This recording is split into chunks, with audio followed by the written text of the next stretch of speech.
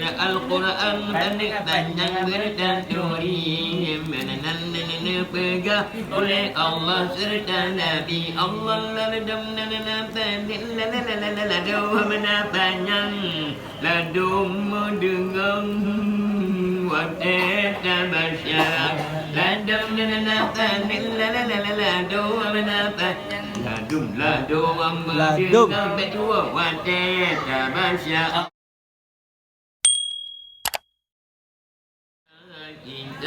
Al-Quran kalam ilahi baca sabih rakyat dan fahlam sasa yang baca kitab Al-Quran huruf dan malam dalam pendosa sasa yang baca kitab Al-Quran huruf dan malam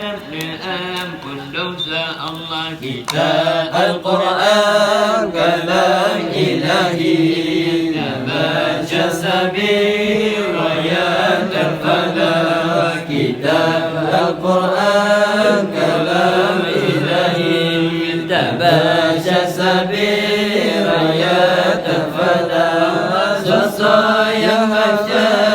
kitab Al-Quran huruf dan malam dosa sasa yang hafal kitab Al-Quran huruf dan malam pun dosa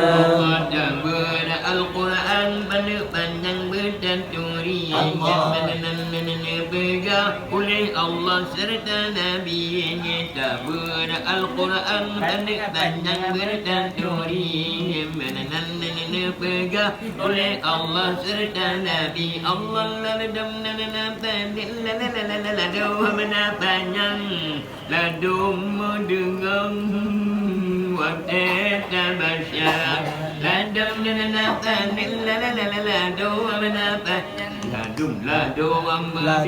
betua wadah tabasyar Allah kita Al-Quran kalam ilahi baca sabih rakyat terfalah kitab Al-Quran kalam ilahi baca sabih rakyat terfalah sasa yang baca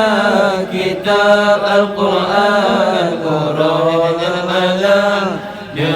ampun dosa sasa yang baca kitab Al-Quran huruf dan malam ampun dosa Allah dalam Al-Quran bertujuh surah pahala rakyat selamat sodin yang basyar dalam Al-Quran bertujuh surah pahala rakyat selamat sodin yang basyar surah yang penuh serta yang banyak dalam sembahyang sunat tabasyar surah yang penuh serta yang banyak dalam sembahyang sunat tabasyar Allah kitab Al-Quran kalam ilahi ya sabih rakyat terfalah kitab Al-Quran kalam ilahi